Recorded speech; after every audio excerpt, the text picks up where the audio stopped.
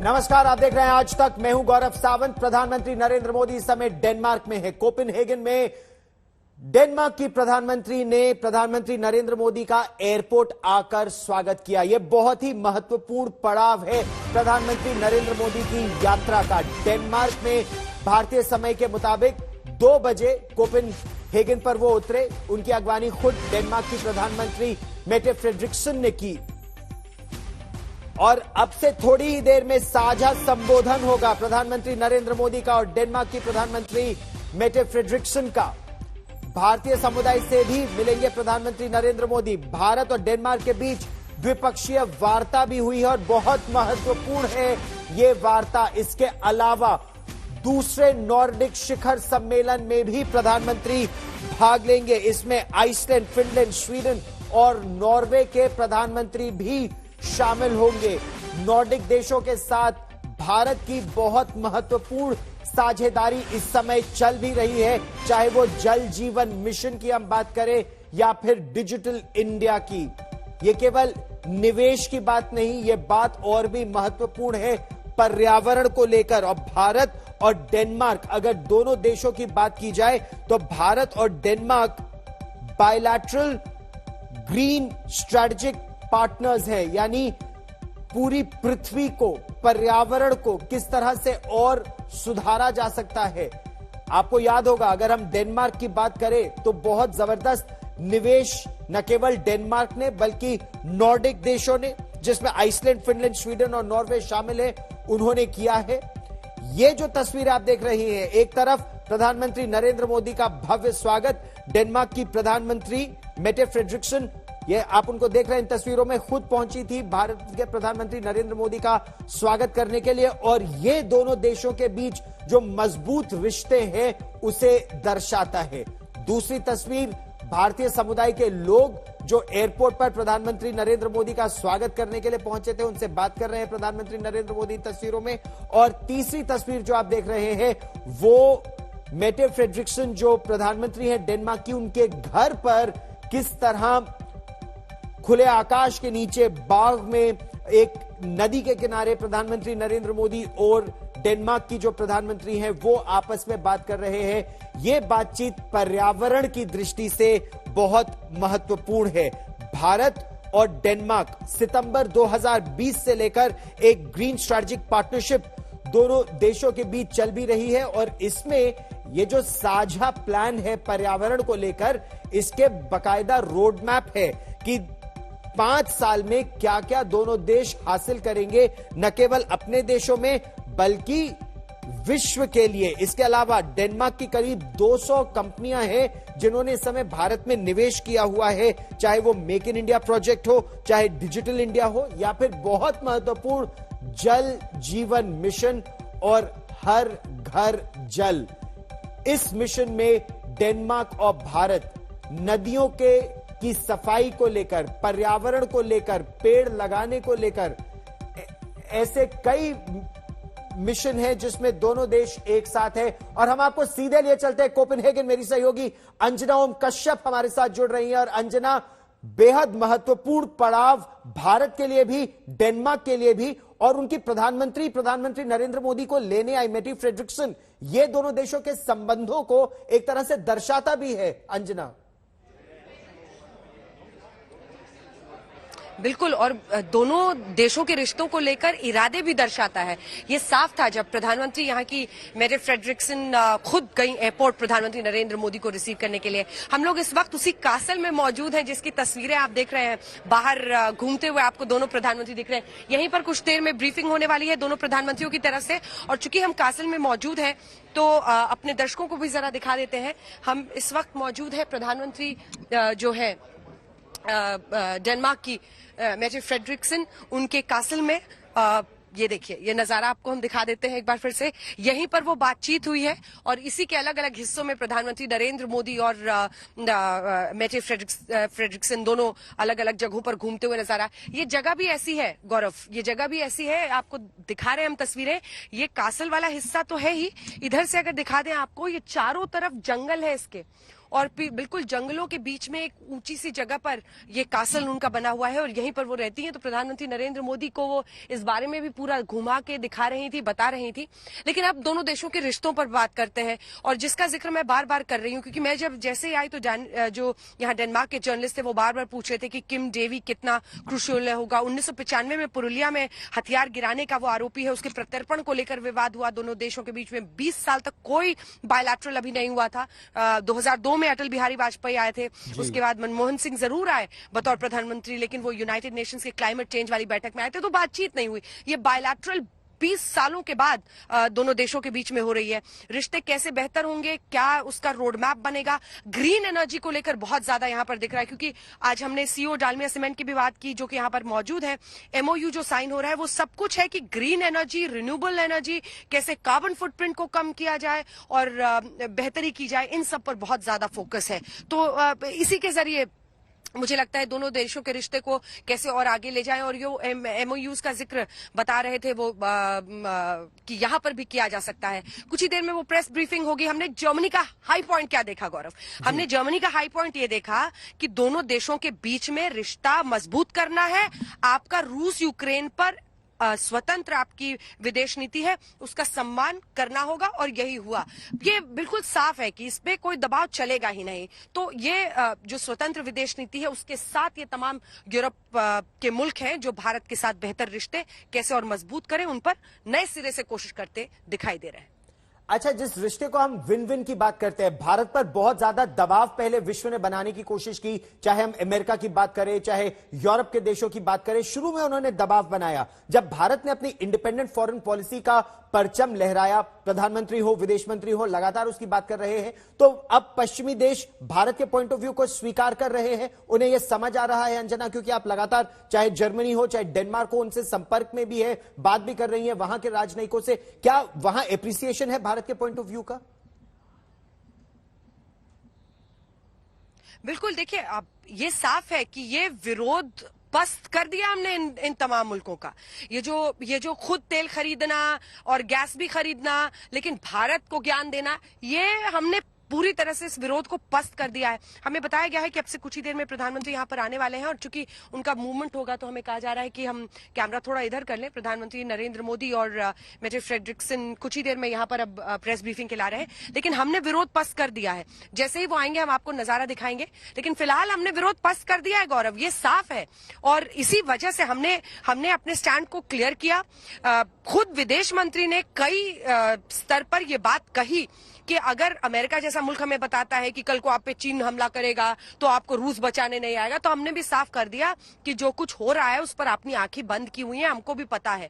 और इसी के साथ हमने तमाम मुद्दों पर बहुत बेबाकी से अपनी राय रखी। हमने कहा दोहरा मापदंड नहीं चलेगा। आप तेल खरीदते हैं, खजाना भरते हैं अपना सस्ता तेल लेकर और आप हमको ज्ञान देते हैं, हमसे कई गुना ज्यादा खरीदते हैं और आप हम ही को ज्ञान देते हैं। तो ये बिल्कुल साफ है। मुझे लगता है भारत ने उस विरोध को काफी हद तक पस्त कर दिया है जो हम देख रहे थे, और क्रिटिक्स भी बहुत सारे थे, उन सब के लिए कड़वी घुट्टी ये साबित हो रहा है पूरा यूरोप का दौरा, क्योंकि तमाम जो ताकतवर मुल्क है वो भारत के साथ अपने रिश्ते को मजबूत बनाते हुए करते हुए दिखाई दे रहे हैं। गौरव, अच्छा, मेक इन इंडिया प्रधानमंत्री नरेंद्र मोदी का एक बहुत ही पसंदीदा एक उनका KRA है, की रिजल्ट एरिया है। वो दुनिया को यह बता रहे हैं कि अगर आपने इंडस्ट्रियल रेवोल्यूशन किया तो आपने बहुत ग्रीन हाउस गैसेस को प्रोड्यूस भी किया, लेकिन अब आप भारत चाहते जैसे प्रगतिशील देशों से चाहते हैं कि हम कम करें, तो टेक्नोलॉजी में आप इन्वेस्ट कीजिए हमारे देशों में। मेक इन इंडिया में वो टेक्नोलॉजी लेकर आइए, चाहे वो सौर ऊर्जा की बात हो या और रिन्यूएबल एनर्जी की बात हो, उसमें बात कहां तक आगे बढ़ रही है अंजना? बिल्कुल, और इसी का जिक्र आप कर रहे हैं तो मुझे लगता है वो सीईओ साहब यहीं पे मौजूद हैं, उनसे हम लोग बातचीत कर सकते हैं। प्रेस ब्रीफिंग होने वाली है, जैसे ही प्रधानमंत्री आते हैं हम आपको बताएंगे। लेकिन प्रतिबद्ध है और ये डालमिया सीमेंट के सीईओ हैं और ये आज यहाँ पर एमओयू, प्रधानमंत्री की जो ये कोशिशें हैं वो कहाँ तक आगे बढ़ रही हैं, क्योंकि आप ही एमओयू साइन कर रहे हैं, डालमिया सीमेंट के आप सीईओ हैं, मैनेजिंग डायरेक्टर है, कि ग्रीन एनर्जी, रिन्यूएबल एनर्जी पर फोकस हो, उसमें पीएम क्या कर रहे हैं और आप क्या साइन करने वाले हैं? पीएम ने बहुत साफ एक मैसेज दिया है कि मुझे चाहिए और जब हमारे पीएम मैसेज देते हैं तो सब उसमें जुड़ जाते हैं, पूरी कायनात जुड़ जाती है, और वही हो रहा है। तो दो कंपनीज भारत की, एक डालमिया सीमेंट और एक पब्लिक सेक्टर पीडीआईएल है। पीडीआईएल। हाँ, तो आज कोशिश यही है कि हम पूरे विश्व को कैसे दिखा सके कि हम खाली रिन्यूएबल एनर्जी को बढ़ाने के लिए नहीं कर रहे हैं, पर उसको यूज कैसे हो।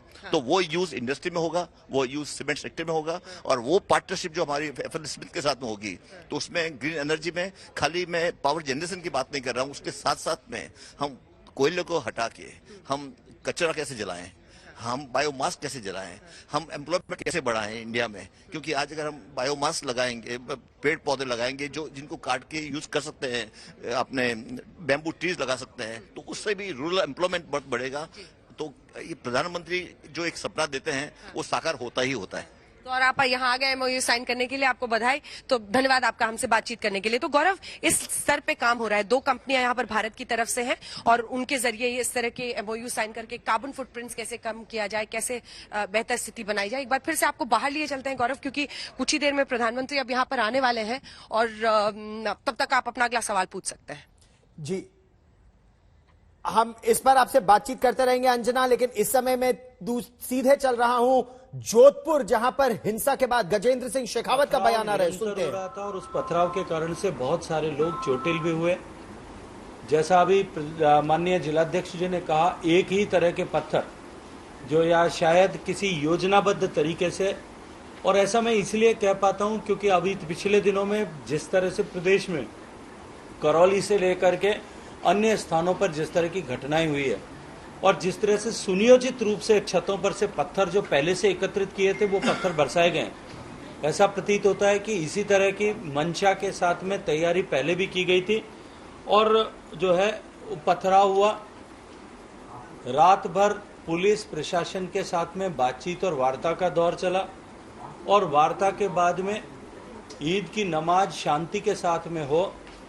आदरणीय सूर्यकांता जी इतनी वय होते हुए भी सारी रात वहां बैठी थी और बैठ करके उन्होंने पुलिस प्रशासन के साथ में लोगों को समझाइश करके और जो है मार्ग निकाला। लेकिन मेरा प्रश्न ये है कि सुबह ईद की नमाज के समय में ऐसा क्या हुआ, किसने किसको क्या कहा, क्यों लोगों को और किस तरह से उकसाया गया कि वहां से एक राय होकर के निकलने के बाद में जे शहर भर में इस तरह के हुड़दंग, तोड़फोड़, गाड़ियों को तोड़ के साथ तोड़फोड़, घरों में घुस करके लोगों के साथ में मारपीट, महिलाओं का अपमान, छोटी बच्चियों के कपड़े फाड़ करके उनके पांव तोड़ देना, दुकान में बैठे लोगों का दुकान में घुस करके तलवारों को लेकर के जाकर के सिर फोड़ देना, इस तरह की घटनाएं शहर भर में हुई। रास्ते में खड़ी हुई गाड़ियों के कांच तोड़े गए, घरों पर पत्थर फेंके गए, दुकानों के शीशे तोड़ दिए गए, लेकिन पुलिस और प्रशासन मौन बना हुआ मूक दर्शक की तरह देख रहा था। मेरा दूसरा प्रश्न यह है कि प्रशासन जब रात में इतनी बड़ी घटना हुई और इतनी बड़ी घटना होने के बाद में इस बात का अंदेशा था कि एक साथ में एक जगह इकट्ठे हुए 25-30 हजार लोग जो है वो किसी तरह की प्रतिक्रिया कर सकते हैं या किसी तरह की घटना को, बुरी घटना को अंजाम दे सकते हैं और समाज कंटक एकत्रित होकर के जो है किसी तरह का उपद्रव या बवाल कर सकते हैं। पुलिस और प्रशासन ने इसको पहले से तैयारी क्यों नहीं की?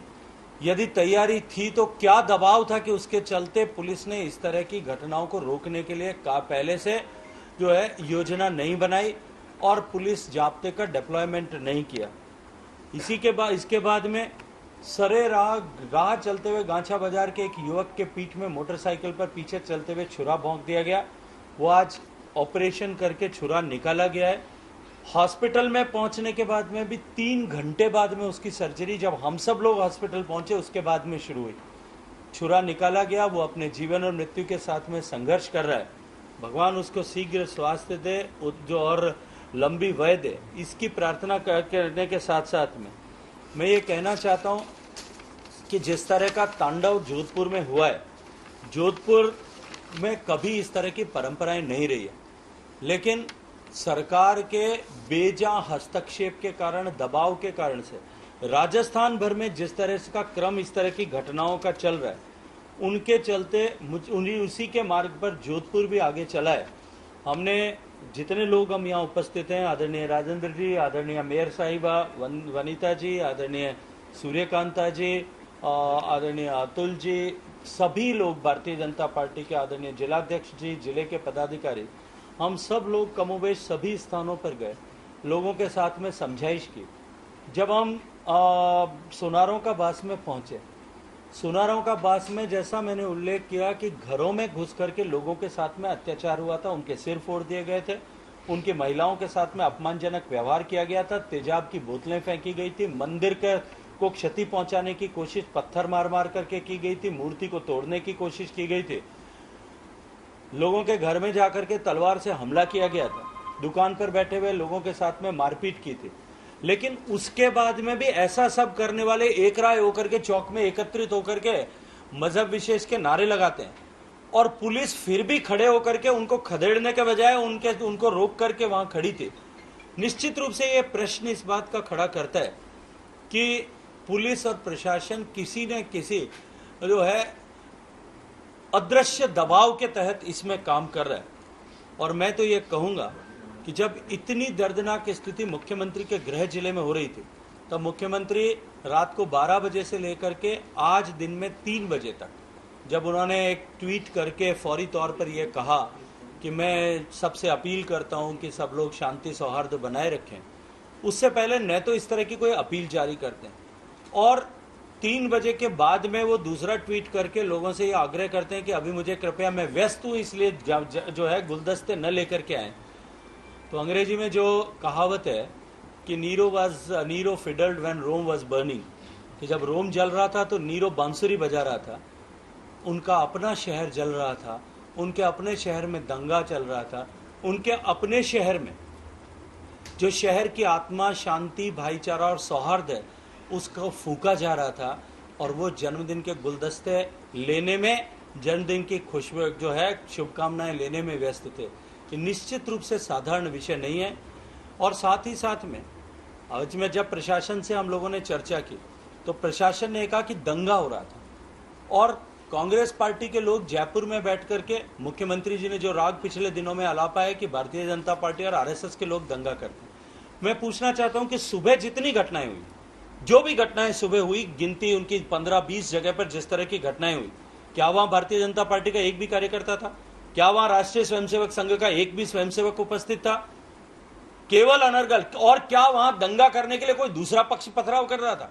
एक तरफा कार्रवाई की गई है, एक तरफा जो है इस तरह का उपद्रव बवाल मचाया गया।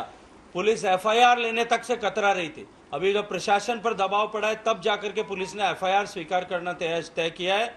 हमने कलेक्टर और पुलिस कमिश्नर को साथ बिठा करके चेतावनी दी है कि यदि इस विषय में प्रभावी कार्रवाई नहीं हुई तो हम सब लोग मिलकर के जालोरी गेट पर धरना देंगे, हजारों की संख्या में लोगों के साथ में बैठेंगे और वहां बैठ करके प्रशासन को इस बात के लिए मजबूर करेंगे कि प्रशासन जोधपुर की शांति और भाईचारे को बिगाड़ने वाले ऐसे सारे असामाजिक तत्वों के खिलाफ कार्रवाई करे। अमूमन ऐसा देखा जाता है, हमने प्रशासन को इस बात के लिए आगाह किया है कि ऐसी घटनाओं के समय पुलिस जो है फौरी तौर पर दोनों तरफ के पक्षों के लिए, दोनों तरफ के पक्षों के विरुद्ध इस तरह की एफआईआर लॉन्च करती है और इस तरह की एफआईआर लॉन्च करके दोनों पक्षों पर दबाव बनाने की कोशिश करती है। आज की घटनाओं के समय तो कोई भी किसी तरह का दूसरा पक्ष था नहीं, जो कोई भी था वो पीड़ित था। और कल की घटनाएं तो बहुत सारे पत्रकार मित्र खुद उस बात के साक्षी हैं कि किस तरह का व्यवहार पुलिस प्रशासन ने किया और उपद्रवियों ने किया। आपके सामने है कि जो है कार्यकर्ता यहाँ उपस्थित हैं जिनके सिरों पे पट्टियां बंधी हुई हैं, लोग जो सामान्य जन जिनका कोई विषय नहीं था। मैं चाहूंगा कि एक बार आप इनकी भी चर्चा सुने, इनके मुंह से सुने कि किस तरह से व्यक्ति अपनी दुकान में बैठा था और उसके ऊपर आकर के हमला किया गया। किस तरह से एक छोटी सी बच्ची जिसका कोई लेना देना नहीं था, उस बच्ची के कपड़े फाड़ दिए गए, उसकी लज्जा भंग करने का प्रयास किया गया, उसकी टांग तोड़ दी गई। भारतीय जनता पार्टी के मंडल अध्यक्ष भूपेंद्र जी के घर में जाकर के उनके दुकान को तोड़ा गया, उनके घर में जाकर के उनकी बच्चियों के साथ में मारपीट की गई, उनके घर पे पथराव किया गया। ऐसा जोधपुर में कृत्य करने के किन लोगों का प्रश्रय था? क्यों करके इस तरह की परिस्थितियां जोधपुर में बनी? प्रशासन और सरकार दोनों की इसमें क्या भूमिका थी? निश्चित रूप से इसकी जांच हो। और आप सब पत्रकार मित्रों से भी मेरा आग्रह है कि हम क्योंकि सब जोधपुर के कस्टोडियन के रूप में काम करते हैं, हम सब लोग जोधपुर की आत्मा, जोधपुर की शांति, जोधपुर के सौहार्द को बनाए रखने की जिम्मेदारी वाले लोग हैं। तो केंद्रीय मंत्री का बहुत ही गंभीर आरोप है अशोक गहलोत सरकार पर। इस बड़ी खबर पर रहेगी नजर।